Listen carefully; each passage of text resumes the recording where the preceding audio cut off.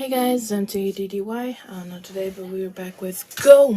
No, not Go. Sorry, it's one of the Brain Fox. We're here with Distractable, not Go, because today is Monday.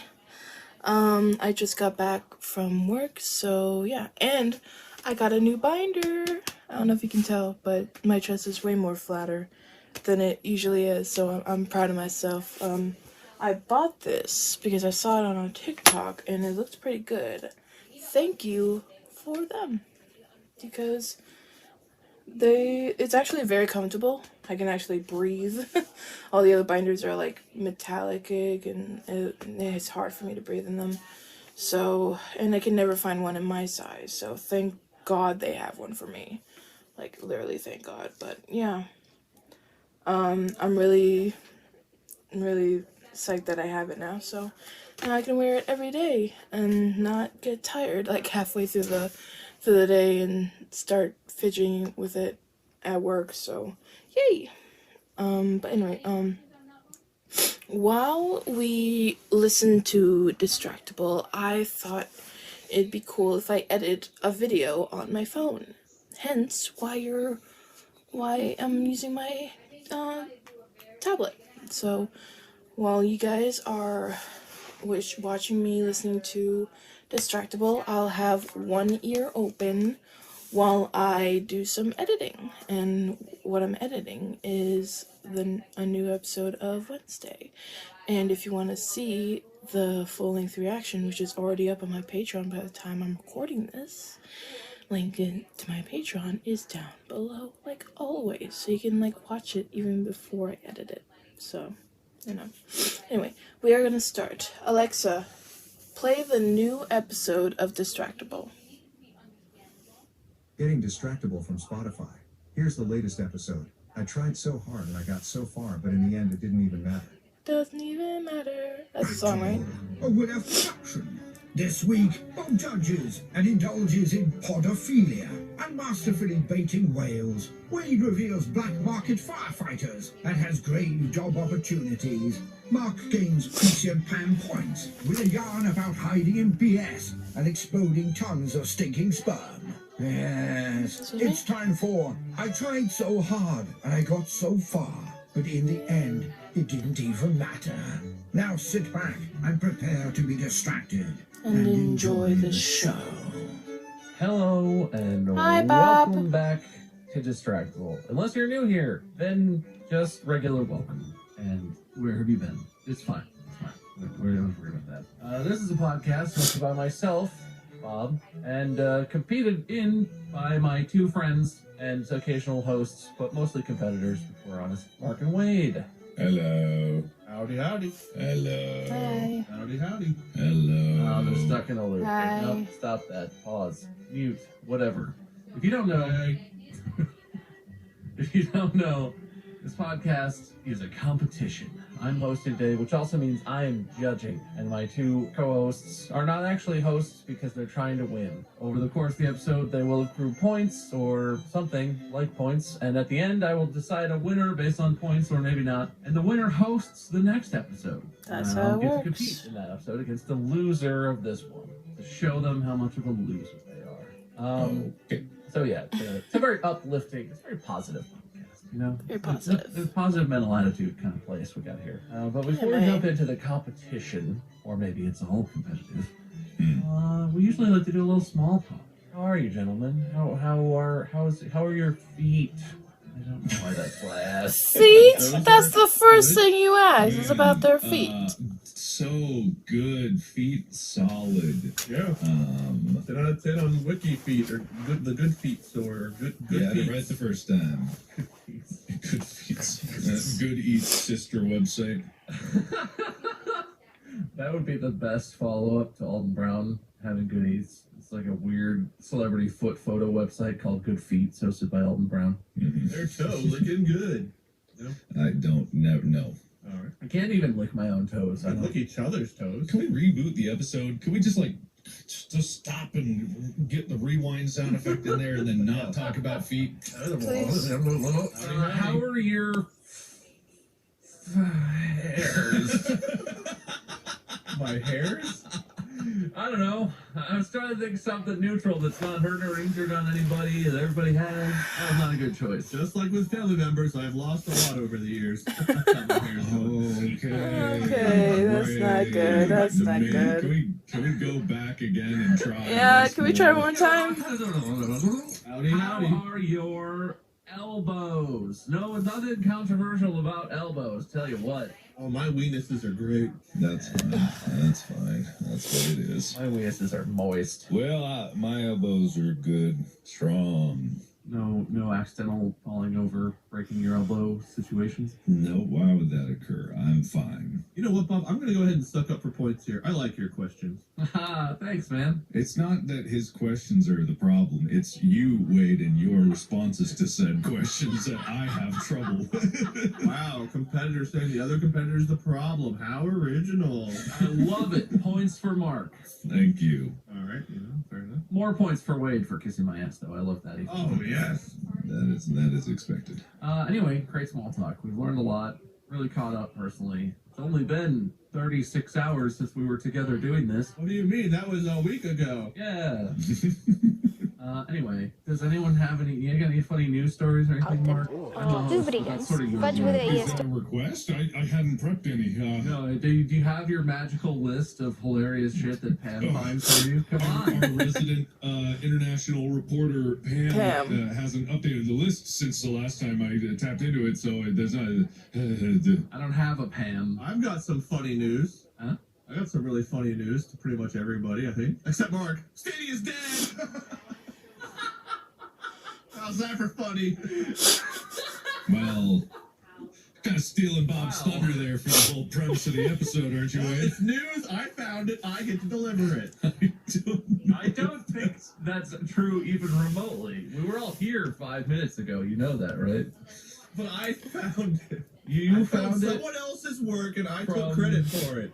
the message that Amy left in our group chat that says it, that we're all looking at? Is that what you're counting as you finding it? No, I Is that what we're found it on counting? social media. I didn't see it here. No, Amy found it first. Amy did find it first, yes.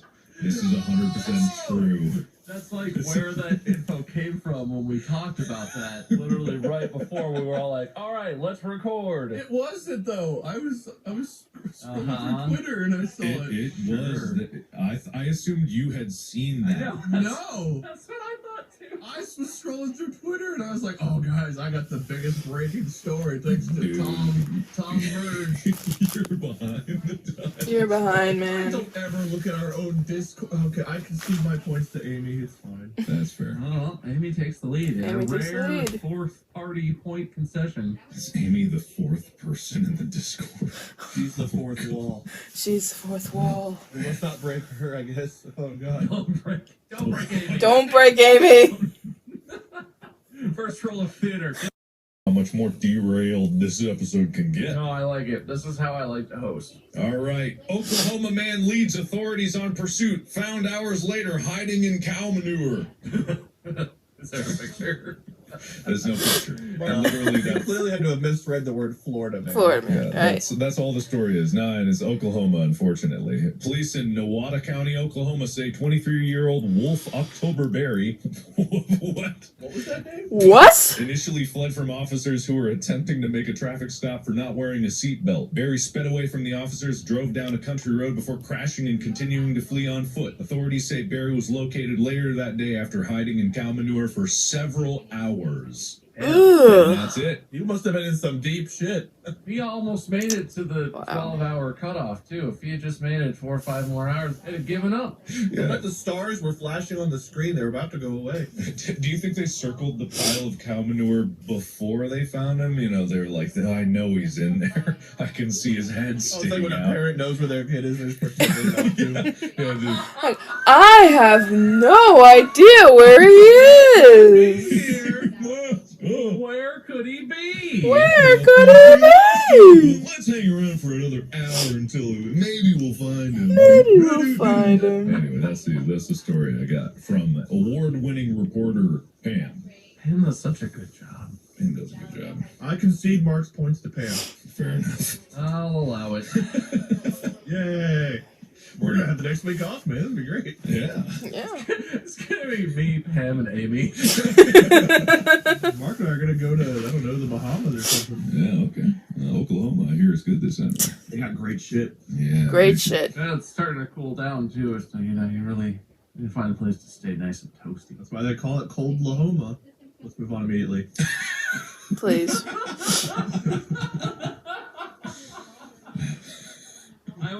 I was thinking through it, and I was just about to say, you know what? I think that's the best version of that. I'm gonna give it to you. All right, I'll take it. Because Oklahoma is way worse.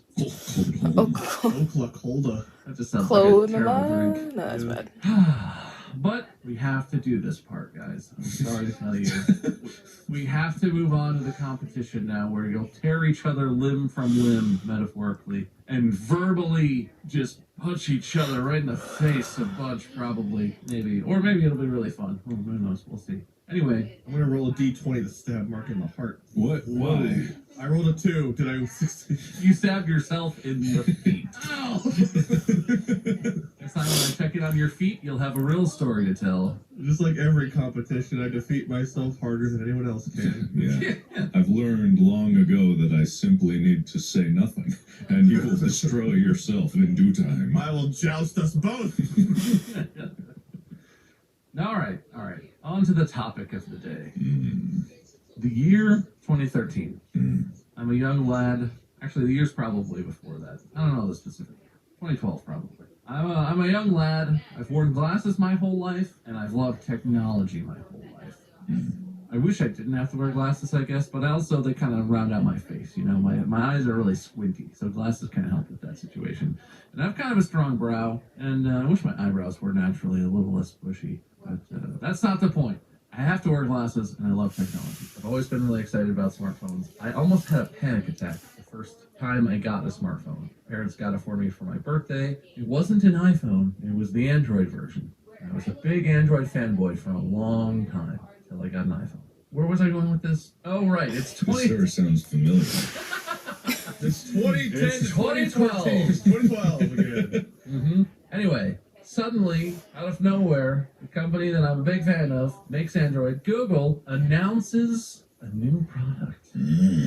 April of 2012. Sergey Brin wore a prototype of a thing called the Glass to an event in San Francisco at the Foundation Fighting Blindness. May 2012, they demonstrate for the first time how you can shoot videos on this thing. Effectively, if you've never heard of the Google Glass I think I've heard of technology, it. It is like a little camera thing with like a little display thing that sits right on the edge of your glasses. Or if you don't wear glasses, it sits right on the edge of a weird looking frame that doesn't contain any lenses but goes all the way across the front of your face. And it's I don't know if it's fair to say the first, but it's one of the first hands-free wearable pieces of technology with a camera and a display. It's like the future. It's like science fiction. You can talk to it. You can say, Google, take a picture, and it'll be all, Will, put in a picture sound. It's a shutter. Oh, okay. I was going to try and make it with my mouth, but then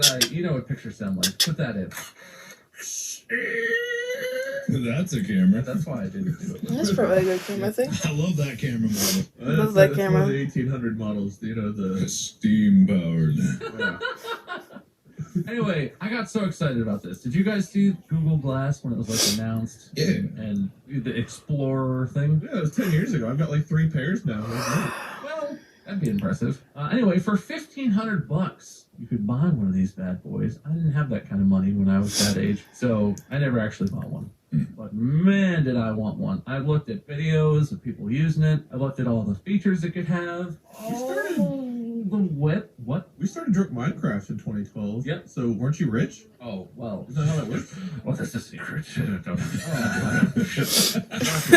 Anyway, I covered these bad boys. They had a ton of cool technology. They were tiny. They were the future to me. And I think a lot of people saw that and saw the future of like wearables and technology. At that point, I didn't even know if the Apple Watch existed. Not at that point. 2013. Not at that point, no. So like wearables were still coming, and Google was like, sci-fi glasses, boom, take that. And yeah, they went on for a while. In 2015, technically the beta ended. They were like early access science glasses until 2015, and they actually lived a lot longer than I thought. But ultimately, as I slowly and painfully arrived at the theme of this episode, these glasses from Google turned out to be basically nothing but a big, huge, colossal failure on Google's part. And I maintain that it was mainly because they were way ahead of their time. Because I think if something like this came out today and was a little bit more refined and cool, I think people would go crazy for that. Oh, yeah. I think we're in a time period where people are all about wearables and tech in your home and all of this stuff. It's way more common. Like, tons of people have Apple Watches and Google Watches and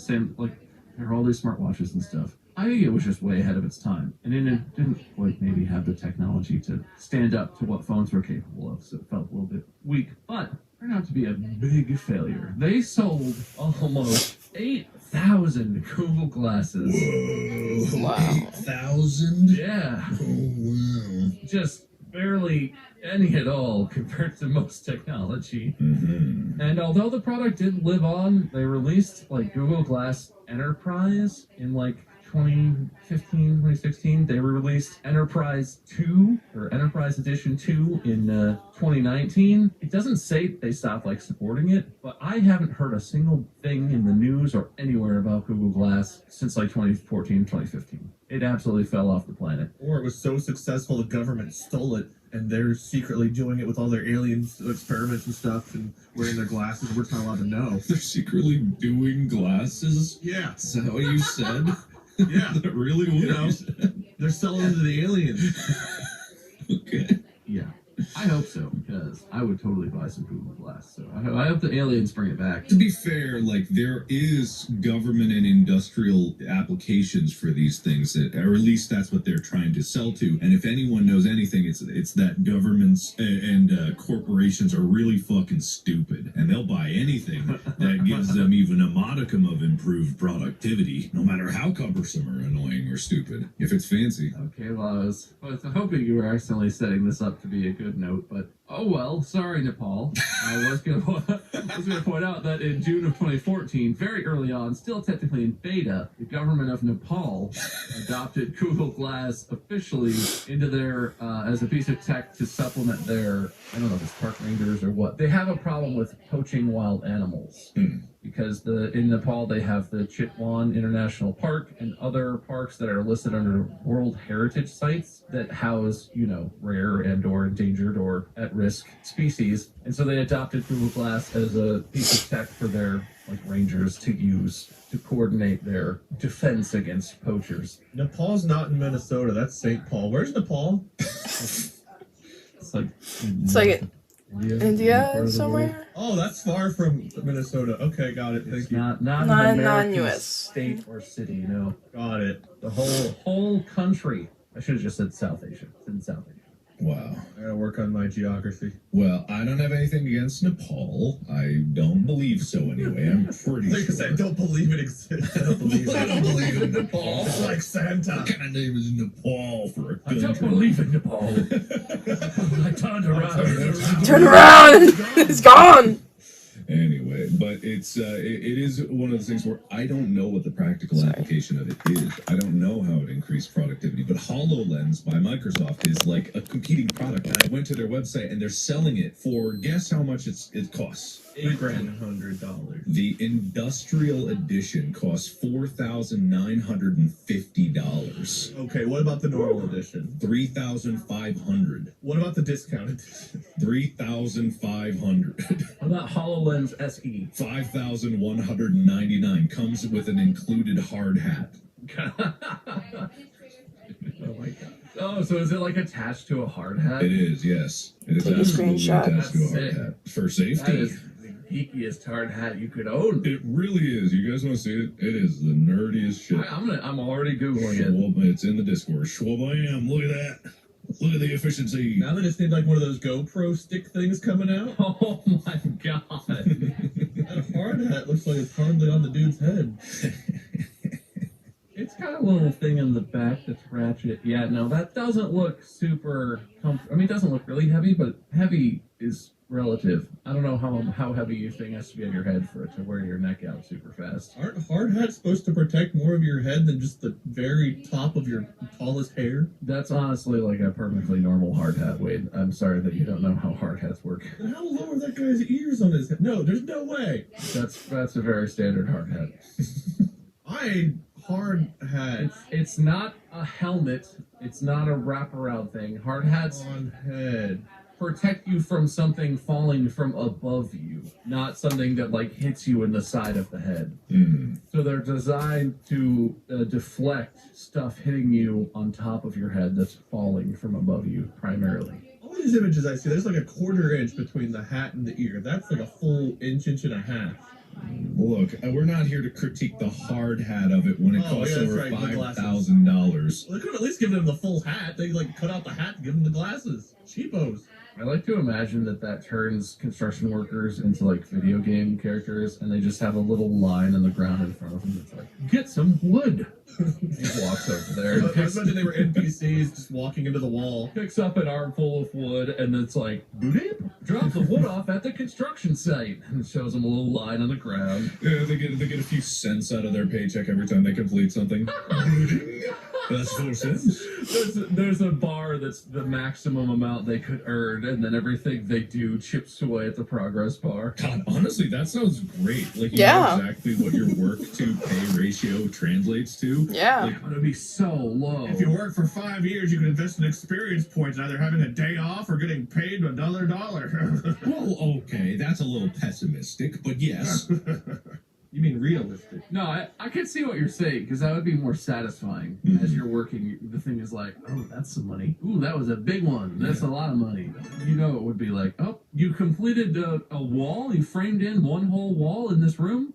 2 cents. Yeah, of course. Better hurry up. Oh no, I got a time bonus negative modifier minus $2. What if it could be like, okay, imagine it was a fair world where you actually had your pay based entirely on the work you did. It wasn't like a preset, you get paid 18 an hour to do this and you fill up the bar slowly like that. It was literally like each task in the work that you do, which is already categorized by the company, has a price attached to it. So even if you're doing something like just manually transferring data and organizing it, whatever, some boring office job, it had a price per thing and you could see it progress as you do it. Like, and then work was paid fairly for how much you did, and you only got paid as much as you did, but you could see it in real time. That could be fun. Interesting. If we didn't live in the dystopia that is America right now, Yeah, you're right. I can understand what you're getting at, but I can't view that as anything other than the bad guys from Ready Player One just mining your soul and trading you a nominal amount of currency in exchange for pieces of your humanity. Yeah, you're right. But yeah, like if we were in another universe where stuff was, you know, equitable, that would be cool. I would appreciate what you're theorizing for sure, because then it would be satisfying. You would feel motivated to keep going, to keep doing the next thing. It'd be hard to track like certain jobs, like emergency services. It's like if a firefighter's just sitting around waiting for a call, are they getting paid for that, or is it like when they get calls? They have like some kind of perk where they get a base level of constant earnings that's really low. But then when action comes, they earn a lot all at once because it's such a dangerous activity they're doing. So then there's gonna be like a black market of firefighters hiring people to start fires so they can make more money. That's how it goes. That's how it goes. They're like, God, we haven't had a good fire in like 2 weeks. I'm going broke here. Mm. I'm gonna make the call. Timmy, you know what to do. Yeah, you got it, boss. I got the fire, boss! Yeah, we have two very different Timmys. Like the vision of everyone's in firefighter school, in firefighting class, and the teacher's like a middle school gym teacher, and they're, all right, half you use your firefighters, half you use fire starters. Keep this going.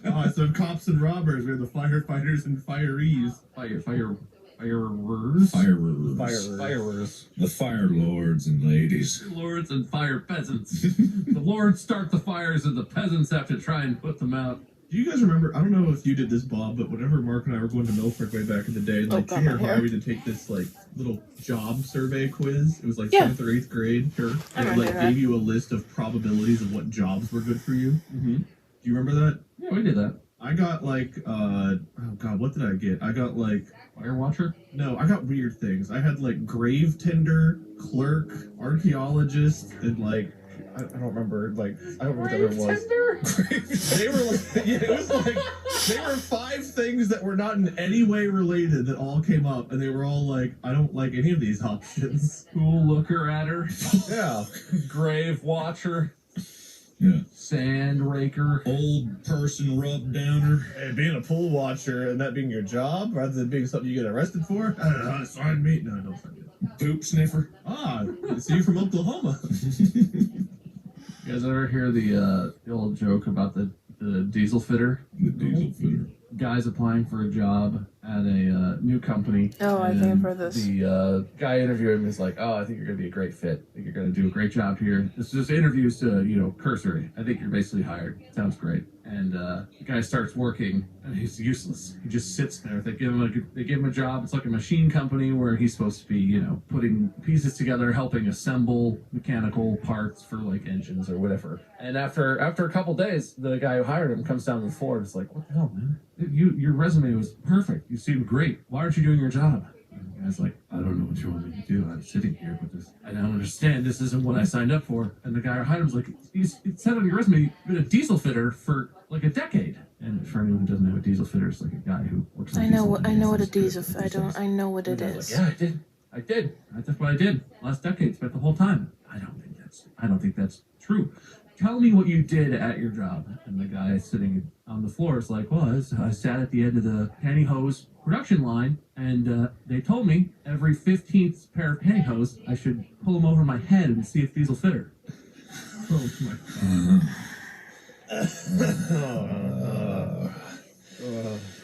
Yeah, well, now you could feel the pain that I felt every time my dad told that joke. Oh, that's a bad joke. How long have we been? Okay, there is a topic for this episode. Is there? We've been talking for 25 minutes for something. Right. We're getting older. Like that joke and Google Glass. I want you to tell me about some hilarious failures. The more effort that went into it, the better. For example, Google Glass, millions in experimental research and development. It was actually done by Google X, which is Google's cool to push the boundaries tech sector sort of thing. Pretty big failure. Mhm. Maybe not the most colossal tech failure that's ever happened. Pretty big failure. Nobody liked it. It was basically a joke. Find me these things. Tell me some good stories. It doesn't have to be tech, but big failures. Okay. That's the topic. I got one. It's titled Google Takes on This Open Seas. I've got one too. Can I give my title? Yeah, go Sure, we'll do it old school. Alright, my title. You locked that, right? Well, That's fair. It's fair. Yeah. This is a lot more interesting. I'm more take the title intrigued. points. You go first, man. This episode of Distractable is sponsored by BetterHelp. It is a tough time of year, and a lot of people are getting through it by turning to the therapists over at BetterHelp. I tried to get a therapist myself to help, cope and deal with the stress of the holidays, and they're booked. There literally isn't one available. How did you get in with somebody? Traditional therapists, one, you have to drive, you have to wait in the waiting room, you have to spend a lot of money, you have to find the right one that'll even see you. With BetterHelp, you can literally just get on your phone, find a therapist, get matched, and boom, you can talk to them via text, you can talk to them via phone call. Okay, look, listen, I hear what you're saying. And you know what? I ended up just going to a random bar in town and telling my story to a bartender, and he didn't have any good advice, but at least I said my stuff, and that was free. BetterHelp does cost money, but it's a lot more affordable than traditional in-person therapy. And instead of just dumping your crap on some random stranger who isn't licensed to help you with it, all the therapists at BetterHelp are licensed therapists. Well, how many people is BetterHelp helped then? As the world's largest therapy service, BetterHelp has matched 3 million people with professionally licensed and vetted therapists available 100% online. And if I mention it's affordable, all you have to do is fill out a brief questionnaire to match with a therapist. If things aren't clicking, you can easily switch to a new therapist anytime. It couldn't be simpler. No waiting rooms, no traffic, No endless searching for the right therapist, and on top of that, it's already affordable, if I haven't mentioned that. But you can also learn more and save 10% off your first month at betterhelp.com/distractable. That's BETTERHELP.com/DISTRACTIBLE. This episode of Distractable is sponsored by NordVPN. How do you like being secure on the internet, buddy? You signed up for NordVPN? Well, my upper body is getting a lot stronger, and nobody is accessing my phone but me now. I'm just gonna set this right here for a minute. Why do you have a safe? Well, I was worried about people accessing my phone other than me, so I decided it's time to get protection, like you were saying. Okay, is it like a special safe that blocks all radio signals? Just hands, so I can go connect to the public Wi-Fi and use all my banking apps, and when I'm done, I lock it in the safe so people can't access it anymore. There's an easier solution, buddy. Yeah. NordVPN allows you to access all that stuff you were talking about on public Wi-Fi, wherever you might want to be. It allows you to be in other countries digitally in case you need to access some specific content or something that's like region lock, protection, encryption. I couldn't find a Nord safe, and they wouldn't let me bring my safe on the plane either. It's the signals in the air. NordVPN can protect the invisible wires that connect your phone to the world. You know, I've had NordVPN for a long time, and I cannot say enough good things about it. You don't even notice it's there. All right, well, I guess I'll try it right now. You convinced me. Just let me crack open the... do you know the code, please? To your safe? Don't they all have, like, a default... Did it come with like a booklet? Yeah, it's in the safe of my phone. Oh. I didn't want people to see it. Anyone who hears this can grab an exclusive NordVPN deal by going to nordvpn.com/distractable. You can get a huge discount off your plan, plus 4 months for free. That's nordvpn.com/distractable. Huge discount, 4 free months. Completely risk-free because Nord offers a 30-day money-back guarantee. So, I'm going to take you back a couple of years, okay? 1453 to be exact. Whoa. That's a long time ago. I remember that, sure. The Ottoman Empire is assaulting Constantinople.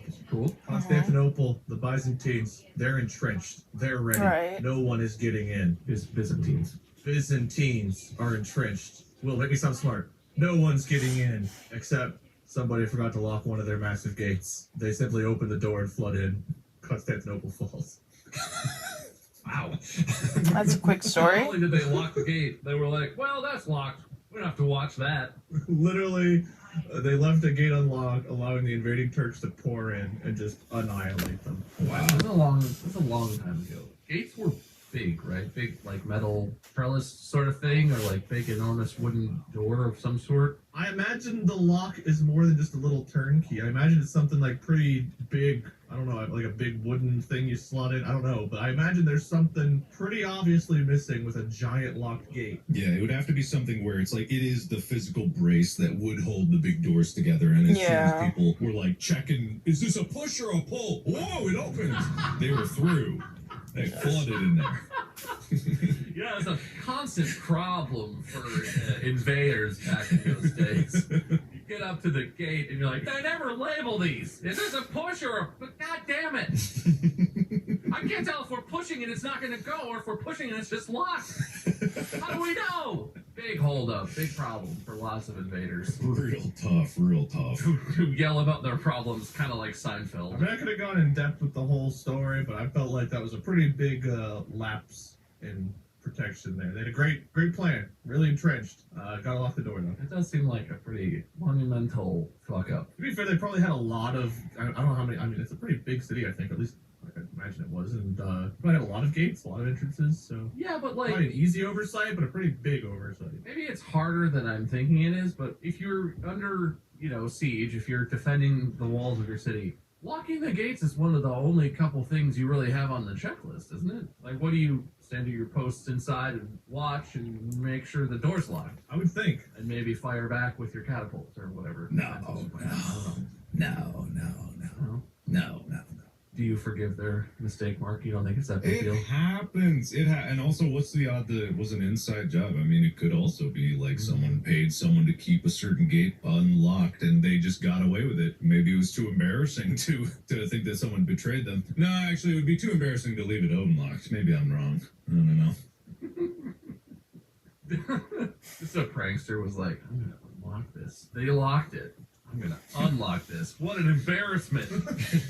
Oh, also, we're all dead. He had like a stone tablet and a chisel. He was like taking a selfie with his stone tablet on it, like epic prank. Man, taking a selfie used to take days. He was so busy taking his selfie, like he couldn't even pay attention to the door. It was actually like a couple of guardsmen who were like, wait, we're defending the city. Let's get a selfie of this. They're sitting in front of it with the hammer and chisel, like, us locking the gate. Slammed open, and the invaders just come right in. And then they're still like, oh god, they're coming in. It's like, oh, it's still developing. Ding, ding, ding, ding, ding. Wait, change it. It looks different. No, delete that one. Just smash her with a big hammer. Well, bad job, Constantinople. Very bad. Very bad. Let's go to the future. All right. Talk about Google and the oceans. They didn't have either of those things in the past. So, yeah, oceans didn't exist until about 1832, as we all know. Oh no, I all know Didn't this. exist until about 1843, soon after oceans. Soon after, Google and soon oceans after. very closely tied together, as we all know. Oh, we all know. This actually is a mystery. Google once built not one, not two, but 4 custom floating barges between the years of 2010 and 2012, intended to be used as, quote, an interactive space where people can learn about new technology, end quote. Possibly as luxury showrooms for Google Glass and other products on an invitation-only basis. Google halted work on the barges in late 2013 and began selling them off in 2014. So to put this in perspective, when I say barge, I'm talking about an enormous shipping container. Not as huge as some of them are, but they are in the range of about 250 feet in length and 72 feet wide, with a gross tonnage of about 2,000 to 2,500 tons of pure steel weight. Why they made this, or why they thought this was a good idea, or why they thought a floating barge was the proper way to bring Google Glass or any of their products to the world is still a mystery to this day. I don't know who authorized this project in general. It seems like the brainchild of something that a mad scientist would conjure up, like between making your evil lair on an active volcano, right up to there in the Arctic in the most inhospitable place, 4 different huge barges just to bring people on and show off. The details in that are really what get me. Mm-hmm. If Google was like, oh, we want to have, they're in Mountain View, which is really outside, but really close to like the Bay Area, right? So they're close to the ocean, they're close to San Francisco, big city, lots of stuff happening in that area. Mm-hmm. And if they were like, we want a barge so we can like park it somewhere in and near San Francisco, because real estate is expensive and hard to come by, but maybe they have a good spot where they can put a barge as a thing where it's like, come to San Francisco, see our cool exclusive barge thing, just as a way of like dealing with that. Okay, weird solution, but okay. Why did they start with 4? They were so sure the barge thing would be huge. They were like, fuck it, buy a bunch of them. These are gonna be great. Like, what? That's why there's so many theories that what Google said was a bullshit excuse as opposed to the actual intended usage of it.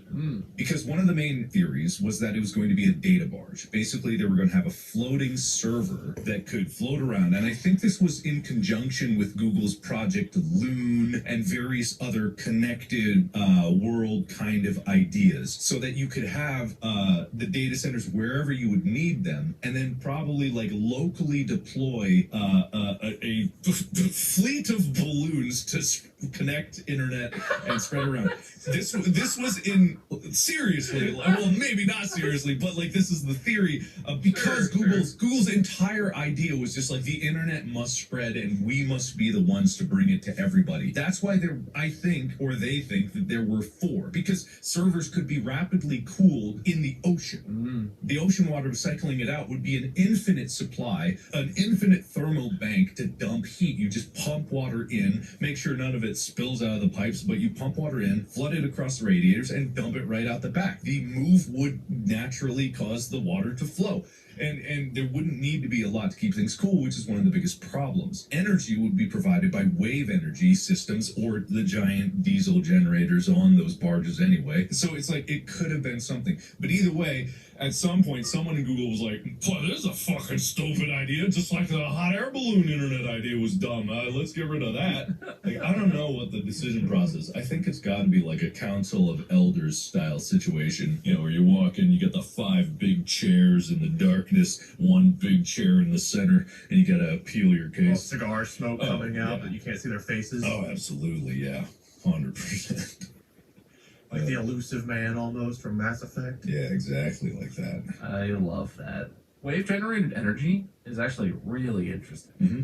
And I think it's in a different place now than it was a decade ago, probably. But have you guys seen, I'm going to circle back to the Google situation. Have you seen the wave generators where it's basically like a series of tubes, and at the top is like a turbine, like a fan blade thing that when it turns, it generates electricity, and then the water is just allowed to come in and out of the tube, and it creates air by the motion of the waves that turns the turbine that generates electricity. I have not seen any recent developments, but that does sound super cool. And there are other forms of wave generators using the, up and down motion and floats and different things.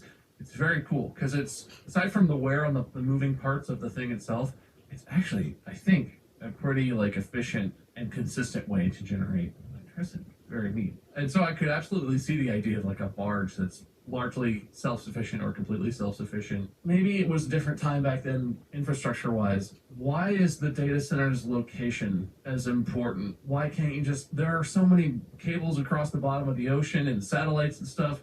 Is that better? Is moving a barge with a huge data center on it better than just giving people connectivity into the existing infrastructure? Probably. Not that you would know. I just feel like that's an insane thing. Probably. Yeah, I mean, probably. Why? I don't know, man. I don't know. No clue. I don't think places that have trouble connecting to the internet or don't have connections to the internet are like, it fucking better be gig speed. If you give me that DSL shit, I'm not even going to use it anyway. I don't know if that's a huge issue. I feel like satellite internet's pretty effective. It's not the fastest. But also, to get back to Google, I like your the council theory, but I also like the idea that they just have a room somewhere with a bunch of monkeys that they just take care of and pamper. And the monkeys just hammer out ideas. And 99.9% of them, people look and they're like, banana-shaped cell phone. Well, maybe. I don't know. But then, The boss has ordered it, better do it. the barge thing came out, and some person reviewing the ideas was like, maybe I'm gonna bring this to the corporate. The corporate. That's what they call it. No, they call it the corporate. Yes, you preached to the corporate. I don't know, man. Like if I need something with my company, no, I call the corporate. I don't call my manager. I call the corporate. Barges cannot be cheap. I actually have no idea, but it has to be in at least the tens of millions. Building something of that scale with the functionality that it needed would be astronomical. Like, how much does a shipping container cost to build? Do you mean like a container ship? Yeah, container ship. Sorry, you're right. That would be very different. I got different results. $8,000. Okay, average price for a geared 500 TEU was $10 million, but higher ranges 6,500 to 1,200 TEU. I don't know what TEU means. What does TEU mean? TEU. Also university. TEU. 20-foot equivalent unit. So that's how many 20-foot containers it can carry. Okay. So something that could carry 9,000 of them is about 1,200 feet long. So this is in the 1,000 TEU range. It would probably be about 20 million per ship to make. So this is at least $100 million project. Which for Google, I'm sure they didn't even notice. But that's a pretty good fuck up. That's a pretty big fuck up. If I'm comparing these stories head to head, I have to say, I don't know what the valuation of the city of Constantinople would be, adjusted for, modern currency values or whatever. Probably pretty valuable. This is a very large city. I mean, it still is a pretty big city, right? It's Istanbul now. Istanbul. I don't know how these compare. I think the Google one is funny because it's completely insane, and they really chose to do that. Whereas the door being unlocked is just an unbelievable fuck up that no one did on purpose. Or it was an inside job. We don't know. true. That's true. I hope they got paid well and weren't just killed like everyone else when the invaders got inside. Yeah, well, yeah. The thing I always find funny in stories around that are similar to that one, where, you know, it's in some historical time period and a person is like, I will betray my city, but it's okay because the random soldiers who come in from the enemies will know that I'm the guy who did the thing for them. They won't hurt me. Really? You did a deal with like 4 people who are not going to be here when an invasion happens or whatever. Yeah. Why do you think you're safe for some reason? Yeah, and even if the first guys see that, oh, that guy let us in, the guy 1,000 people back is gonna come in there and be like, who do I kill? That guy's standing there. He's got no weapon. Unless there's a way for him to like leave through the unlocked gate before they invade. How? There's no army. He just walks out the gate and is I like, don't know. I don't know what the gate was like. I don't know if it's just like a doorknob or if it's like a big pull rope or I don't know. I'll be back, guys. I'm just the king was like, get me some milk. And you know, the cows around here. They'll be back. Our gate guard went to get milk and he never came home. I think he might be betraying us. I'll go find him. He'll come back eventually, right? Step gate guard? What? What? He leaves and then another guy comes like, hey, I'm your step gate guard. I know I'll never replace original gate guard, but if you ever need to talk. And I brought milk with me. Anyway. I have more. This is a surprisingly tough one. Maybe I'll hold points. I have more. We'll go another round. I've got more stories. I got more titles. Give me some titles. Wait first. All Ready right. first? Okay. Whoops. Guess I'll die. That's pretty good. Okay, well, it's well established that we know that I like that title. But Mine's just, and boom goes the dynamite. I like both of these pretty similarly, and out of fairness, I'm going to let Mark go first this time. Oh, hell yeah. All right. So mine's a pretty simple one. May have been mentioned in the past before, probably not the feature of an episode, but once upon a time there was a whale on a beach. And then a few days later, there was no longer a whale on that beach. And then the story in the interim is as follows. There was about a 45-foot-long sperm whale that washed ashore on the Oregon coast. And it was looked at and determined to be too heavy to move because the sand was too soft. They couldn't get any kind of like heavy equipment vehicle out there. It would have been extremely difficult. And the problem is when you get a creature of that size, a 45-foot-long whale, as it decomposes, it starts to smell really bad really quickly because of the sheer amount of stink that it could possibly produce. So they thought, we'll blow it up with dynamite. Obviously. And then it'll be cleared out and the resulting pieces will be small enough for animals to eat. And the circle of life, you know, it's like the Lion King all over again. Well, then comes in a man named George Thornton. Now, George Thornton, if you want to imagine this man, imagine the demo man from TF2. You know, really angry, really drunk, one leg, one eye, and just like dynamite strapped to his body. Because he was chosen to be the supervisor of how to blow this up because he was an engineer. He was also a military veteran with explosive training. So he thought, it might not be a good idea to use too little because we don't want to accidentally not do this. Sure. Oh, wait, no, I'm wrong. This guy actually was not the demo man. He was the lady who's trying to keep all of them in check. Paulson, Paul Loden, Paula, TF2. What? Paula. I don't know. Miss Pauling. Oh, okay. Miss Pauling. It was Miss Pauling because I misread this. A charge of 1/2 short ton of dynamite was selected, which is 450 kilograms. George Thornton said that might... Wait. No, sorry. Stop. Back up. George Thornton is the demo man. Aha!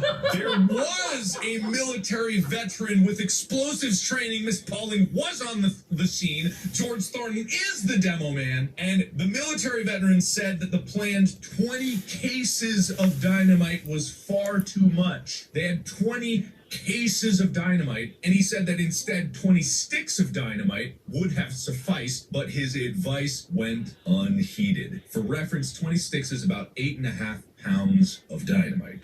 The planned amount. 20 cases is how much. The planned amount. Okay, so it's 3.8 kilograms for 20 sticks. They used 450 kilograms of dynamite.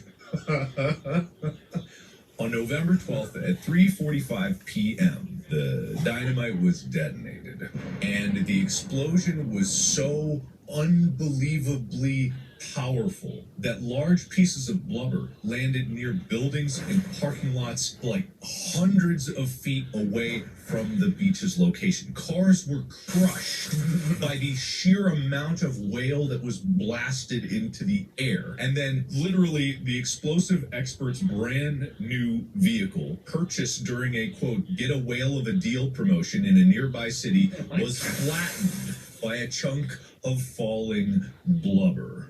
Later that day, Thornton told the Eugene Register Guard, quote, "It went just exactly right, except the blast funneled a hole in the sand under the whale, and that some of the whale chunks were subsequently blown back towards the onlookers and their cars."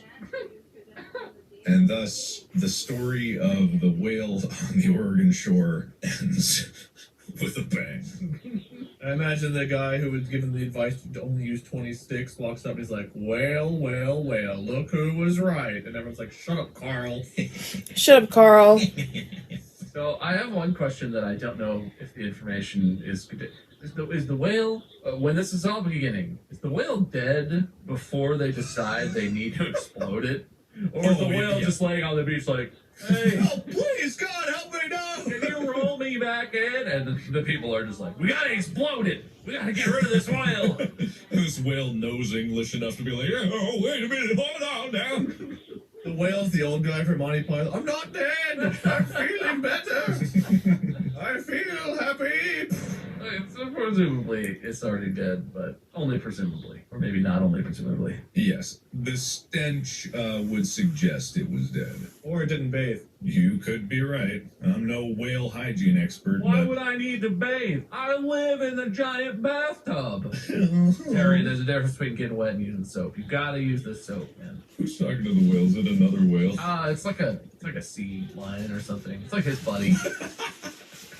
It's just, it's not a Disney movie. What's the movie, the company that makes Ice Age? It's one of those movies. DreamWorks? DreamWorks? No, it's different. Skyfall, anything. Something. Blue sky. Blue sky. Doesn't matter. Blue sky. Doesn't matter, guys. Doesn't matter. Do you think they warned the surrounding areas that they were doing this, or do you think they just got this all together and were like, yes, perfect? No, there was a promotion at a car sale. It was like the whale of a deal thing. That's real. Well, they knew about the whale, but do you think they sent out like flyers like, "Hey, we're gonna make a big fucking explosion on Wednesday afternoon, just so you know, just so you're not afraid the like Russians are attacking or something"? I think they did because there were like observers. People were watching this. It was clearly an event, and the established cordon of safety was not anywhere nearly far enough away from the blast. So not only were like chunks thrown, but smaller and a wash, like an explosion mist of whale debris rained over the onlookers. It was like Gallagher's whale show. There's probably one guy who like really loves whale debris who was just really having a great time while everyone else was miserable. What? How would you come to You know whale debris guy was you there. love whale debris? I mean, he probably discovered it there, if anything. Something was awoken in him that day. Everyone's screaming and freaking out, removing blubber from their eyes. This one guy's just like, "Fuck yes!" He tries to play it cool at first, so he's like, oh no! Oh no! Oh God! Oh, This is God. so gross. Do it again! Oh no, hope they don't do it anymore. Spends the rest of his life trying to bait whales to get washed up on beaches. God, what attracts whales? How do I get whales up He here? puts a carrot on a stick. He's like, "Please, come on." Yeah, whales, notorious carrot eaters. Whales are like ocean horses. Ocean horses. Really. I'm not gonna question that at all. Me neither. Me neither. Excellent. Whales are like ocean. Horses. Nope, I'm not gonna question it. Nope. I'm just gonna leave that one alone. Perfect. A classic tale. That doesn't seem like that crazy of an idea at its core. I just don't know how someone who supposedly is an expert in explosives concludes that that's the correct amount to use. That seems like the mistake. They probably saw the opportunity to make a big ass explosion. They were like, "Dude, I'm doing this." Some guy was like, I can convince them I'm an explosives expert. We can do whatever I want. Puts on a mustache. See, I'm Paula Dean from the Team Fortress 2. Oh, you said. I know, man. Oh, hey, y'all, I think there's a spy around us. You know, Paula Dean. Pauline. She's Southern, right? She's Southern. No. Good story, Mark. Thanks. A classic explosion of a whale story. We all have those. We all do. Wait,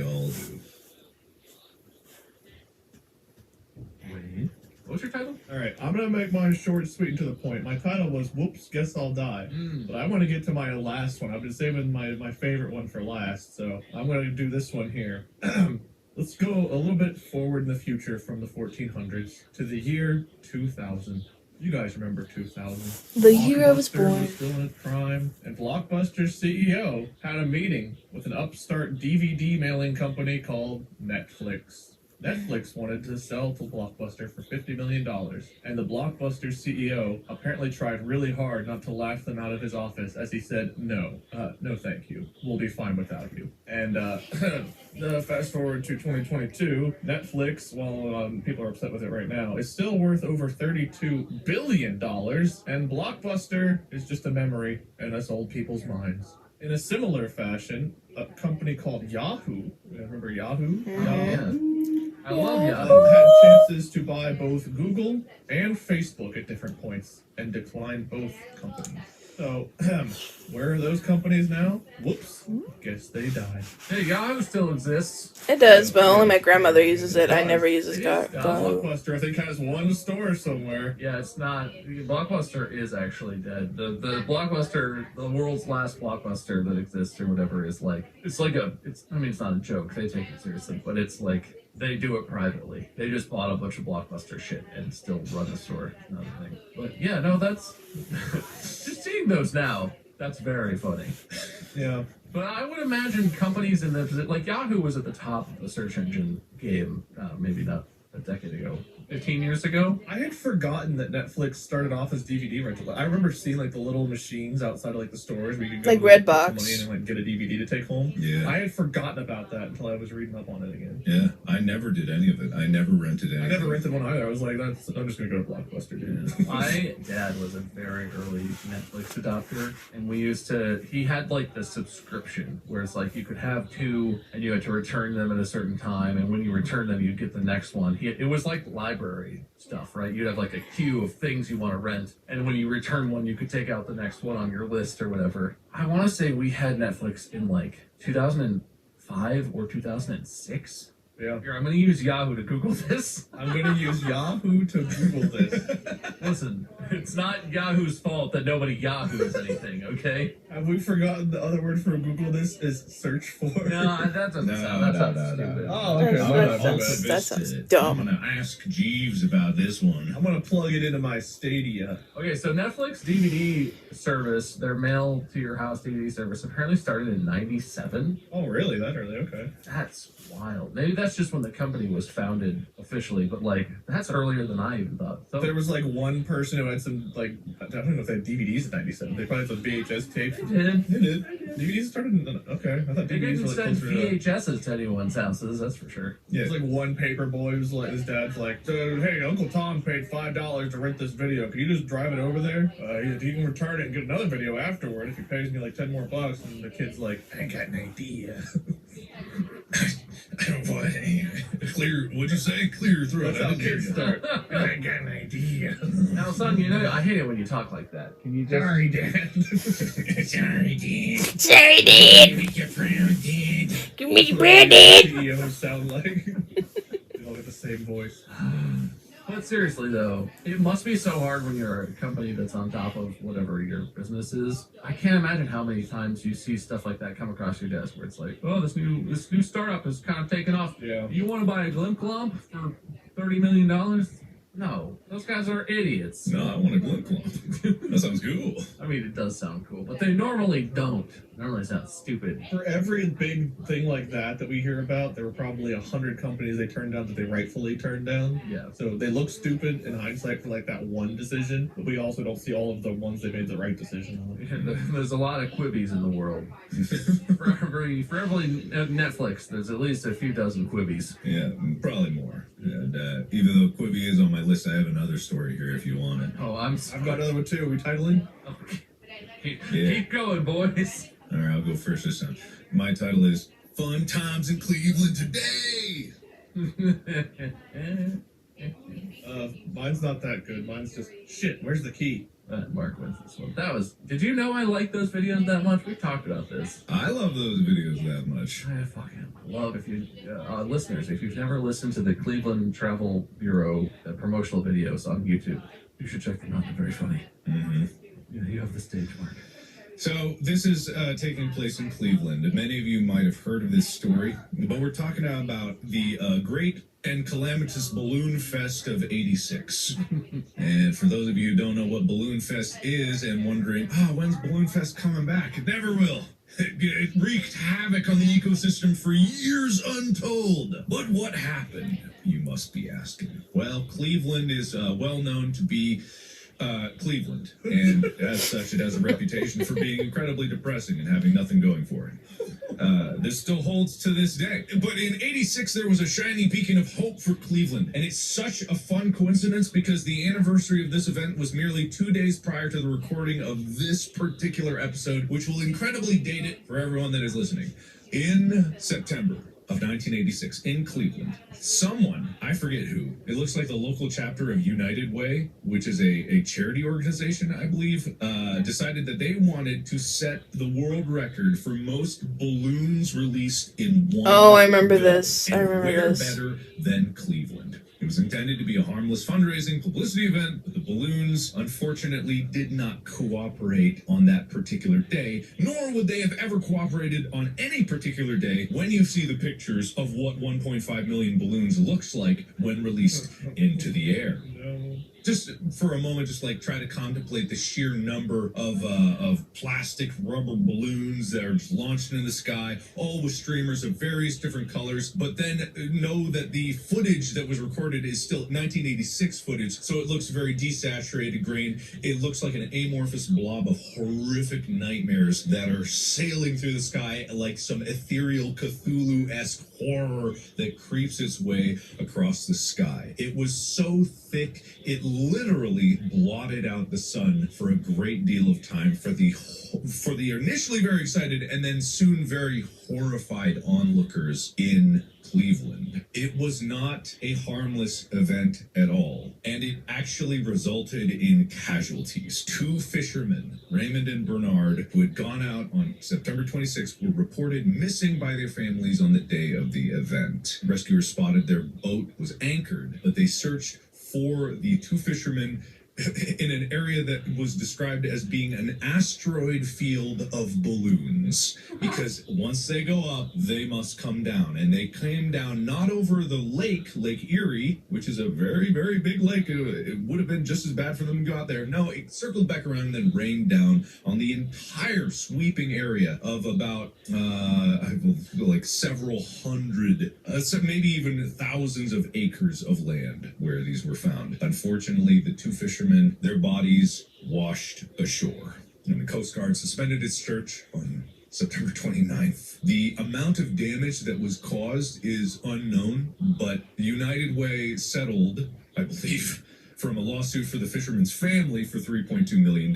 However, the actual cost of how much it took to clean up everything and the time it took is unknown. And even to this day, you can still find balloons strewn about the greater Cleveland area. That's so insane.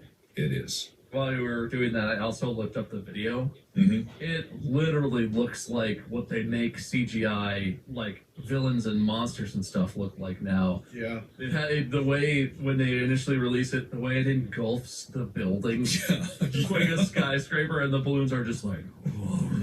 Yeah. And it has the aesthetic of a terrifying calamity that's happening. Yeah, it's CG artists wish they could have done it like that. It is truly terrifying. The scale of it just you cannot comprehend. You have to watch the video. My description does not do it justice. So I know it was a different time, but it's not even that different of a time. This happened in 1986. That's almost 40 years ago, I guess. Yeah. 36 years? Not a single person heard this plan and was like, where are the balloons gonna go?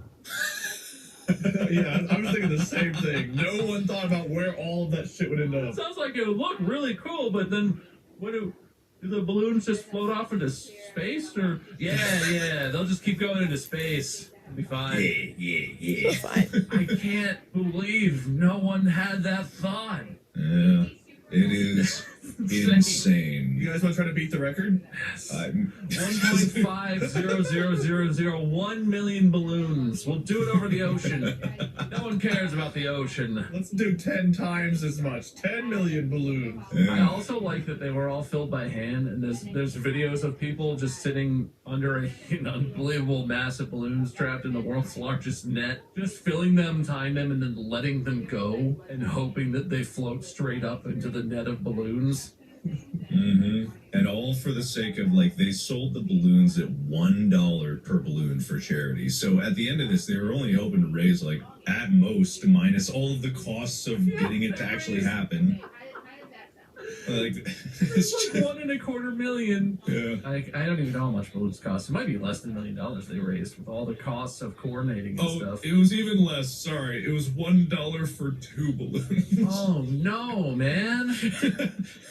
Their total revenue before subtracting costs and stuff was $750,000 for this. Yep. That is just not even worth it to begin with. Mm-hmm. Yep. It took 6 months to Be a prepare. more efficient way to raise 6 months. I'm looking at the Wikipedia article for it, and I like how they say, but the balloons drifted back over the city. Like, oh yeah, it would have been fine if they landed somewhere else. Oh man, if only they landed on like the woods or the harmless woodland creatures or something. Well, you know what they did is before they started, they all said a collective prayer to the wind god to take those balloons over to Michigan and torture those idiots. Yeah, it's funny because not only did the airport have to shut down the runway for half an hour after balloons started to land there without calling the air traffic control tower, like the nerve of them.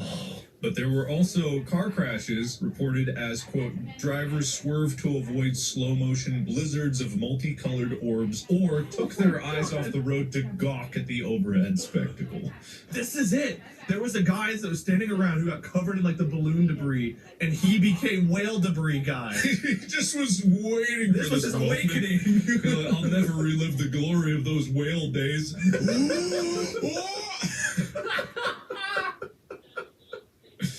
Oh my god. The only way that this may have been worse is if they literally brought in the National Guard to aim all their AA guns and any weapon they had up at the skies, like, let the balloons have their fun. After 10 minutes, take them down. Nothing better than firing bullets up into the air. Surely they won't land anywhere else. Surely they can't come back down. We gotta shoot those boys Isn't back that out of the good sky gravity? After everyone's had their, moment. 1.4 million balloons and 3 million bullets because we didn't have the best sharpshooters. Oh yeah, well you kind of just, spray up there and hope it hits them. That's what I do anyway. What a beautiful event. I already knew that this happened, but every time I think about it, I'm still completely flabbergasted because the consequences that happened are so painfully obvious. You would think. I love the idea that they're actually just Ohio State fans trying to punish Michigan, and they're like, oh wait! And then the balloons come straight down. Oh no!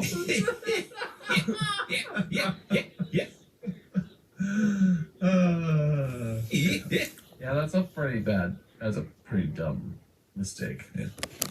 That's a bad failure. Yeah. Well, I do gotta say, shout out to Wikipedia and Men's Journal for helping me find my articles. I don't know how SourceIt works, but I found all of mine from The Art of the Fail, the 11 worst failures in history. So this last one is a story you're all familiar with. I called it Shit Where's the Key. But everybody knows the story of the Titanic, right? Sure. Big boat, unsinkable, hit iceberg, sink. Whoops. And Leonardo DiCaprio died because that door was not big enough. So one of the theories as to what went wrong, and it's not just a theory, there's like factual evidence supporting it. It might not have made the biggest difference, but it also could have. The two guys in the crow's nest did not have access to binoculars to help them look for icebergs. And one of the reasons for that was originally there was a man named David Blair who was hired to be one of the men in the crow's nest. And a couple of days before the Titanic was going to set sail, they actually replaced him and the other dude. They got some other guys in that apparently had more experience. And they're like, okay, these guys have been on big ships before. They got more experience, and we're going to put them in there. And David was kind of sad. He wrote a postcard to his sister-in-law, like, oh man, I was really excited to be on the Titanic, but now I'm not going to get to do it, but that's okay. The problem is, David here, also called Davy, good old Davy, had a key to a box in the crow's nest where the binoculars were stored. And Davy did not give the key back. He forgot. And he took the key with him. So the dudes in the crow's nest trying to find binoculars couldn't find any, and also didn't have a key to that locked box that who knows what the hell was in there. Turns out that's where those binoculars were. That key's actually on display now and is well known as being the key that could have saved the Titanic. Oops. Wait, Whoops. so that guy survived and then like in the lifeboat was like, oh. He wasn't on it. They demoted him and he was no longer on the boat at all. I'm a good listener. Yeah. That's not great. On April 9th, he left the Titanic with the key, and I think the boat set sail a couple days later, because it was April 14th is when it sunk, so I don't know exactly when it started the voyage, but yeah, he was not on the boat. His postcard to his sister, he wrote, "This is a magnificent ship. I feel very disappointed I'm not to make her first voyage." And yeah, he had the key, and I think someone, like one of his descendants, later donated it to like a museum or something to be put on display. The key to the crow's nest. Whoops. Whoops. Yeah, whoops. Kind of a big thing, because yeah, I think binoculars have been like a pretty well mentioned thing. It's like, why could they have seen the iceberg through the binoculars? Because you know, binoculars, those things that have been basically around since the 1600s in one form or another. You'd think on a big boat looking for icebergs, maybe you give the guys up top in the crow's nest access to something to look for them. No. Rather than just putting their hand over their eyes in the dark, like, I see those Leonardos making out down there, but man, oh man, I sure can't see shit past that. I mean, could you tear your eyes away? Honestly, could you? From those butts? No. Sorry, were they looking all the way into the shipping area? What's that called? The car where they do it. The cargo. The movie, silly. After they fuck in the car, they go running and skipping up on the deck, Yeah. holding hands and be like, Well, you were saying "We you could just see his had bones, sex." 'Cause, Well, you that's don't know what they did. There's no telling what actually happened there. Right, no, it's unclear, that's true. Unclear. Oh. Well, they probably just hung out and talked in the car. We could just ask him, Leonardo, we know you're a big fan of Distractible. What happened on the Titanic? Get back to us in the subreddit. That. Well, hard to argue that sinking the Titanic on purpose is not a pretty bad mistake. He was so bitter that he couldn't be in the crow's nest. He intentionally took the keys, like, good luck spotting icebergs without this, bitches. This is my souvenir. I'm keeping it. I'm keeping it. I'm keeping it. You no keep, I keep. There's so many good stories. I thought I was going to struggle with this one, but man, there's so many good ones. I don't even know if I picked the best ones. Humanity likes to make mistakes, and especially big ones with obvious consequences, I guess. I don't know how that all happened, but... You'd think they'd be obvious, but turns out, no. Yeah, no, it's just me with my hindsight, 2020. Just Monday morning quarterbacking these guys. It's not fair. Who would have known so many balloons would be such a problem? Alright. Well, I suppose I need to pick a winner then, don't I? You Oh, do. yeah, I suppose. I carefully kept track... You always pick the loser. I could do that. I carefully kept track of all the points that you all both accrued over the course of this episode. Thank you for your research and submissions. I do appreciate it. I will say, you both have some strong stories. And while I think it was close, I think I know who the winner is. Which means that I know who the loser is. Mm-hmm. And the loser of today's episode is clearly Mark. Back on top, baby! It honestly was close because I like all the stories. I think the main thing, unfortunately for you, Mark, is I knew about the whale and I knew about the balloon fest. I felt like we talked about the whale before. I think we talked about the balloon They're fest before. Excellent tales of massive screw-ups and failures. But I think the excitement of them was undercut that I had just sort of heard both of them before. But That's fair. I get that. I get it. Good stories. I hadn't heard the balloon one before. That was new for me. The Google I've heard the balloon Garbage one. is I haven't heard the excellent. whale one. I That was love interesting. But Wade wins. Do you have a winner's speech, Wade? Look, humanity has made a lot of big mistakes through the years. It's true. And Bob might have made one today, but it's too late now because I'm the winner. All right. Hey, Okay. I think. Am I offended? Or Are you I offended? don't know. The biggest mistake of all. Only the future will know. Yeah, the loser speech, Mark. How's it feel? I feel the unfair or something. I'm mad, but at least next time I don't have to come up with a topic. I'm mad. I'm mad. Well, take that, Wade. That's what you get for winning. Yeah. You guys have any ideas for a topic for the next one? Nope. Yep. Poop. All right, you heard it. You've heard it. If the next episode's not about poop, you're a liar. You're a liar. True, and I might Please be. don't let it be You about might be. poop. Thank you, listeners, for listening once again to the greatest podcast you've ever listened to, probably. Probably. Make sure that you follow Distractable or subscribe or whatever thing you listen to this on or in, whichever is the right word. Hit the plus sign or the check mark or the subscribe button or all that stuff, because it comes out every Monday and you don't want to miss it. And they're Nope. always as good or better than this episode was, except for that one, which is just a terrible piece of shit. We don't talk about that one. Not surprisingly, we talk about it all the time, and I love it. You can find Mark at Markiplier on the internet in internet places, and Wade is Lord Minion 777 or Minion 777 if you want to find him on Twitch. I am Meisker. I'm now streaming on Twitch again, so if you haven't seen that, you can watch or whatever. But you'll never spell it, so good luck. That is all for today's episode. Like we always say when this thing ends, merch. I don't like plugging the merch, okay? As we always say, As Merch. we always say, Merch. go to store.distractable.com and buy some shit. We're a little split here about the merch. 70-30, 50-50. It's hard to tell. Nah, I'm a failure. Fine, whatever. That's it. All right, podcast out. Book us out. Sorry. So I went into, how much have I done? I've done 10 minutes and 50 seconds worth of editing in an hour. Now I know how long these things take me. It's gonna take me another 2 hours, so a good thing I'm gonna edit this video as well. Yay. So I hope you guys enjoyed. If you did, make sure you like, comment, and subscribe, and make sure you check out Distractable because it's an awesome podcast. I really enjoyed today's episode. I don't really have any failure stories that was promising in beginning, but then it failed miserably. I was thinking of the Thor movie that we do not talk of, because that was a awful movie, and we think Thor is like a great like Marvel hero, so like that's one. But other than that, I can't really think of anything on top of my head. Maybe the Cybertruck, whatever thing, said it would stand any type of like pressure, and then he threw a brick at the windshield and then smashed. That's the other thing. Other than that, I don't think anything else. But if you could think of anything else, let me know in the comments below. Okay, I'll see you guys later. This has been M.A.D.D.Y. I'll see you guys next time.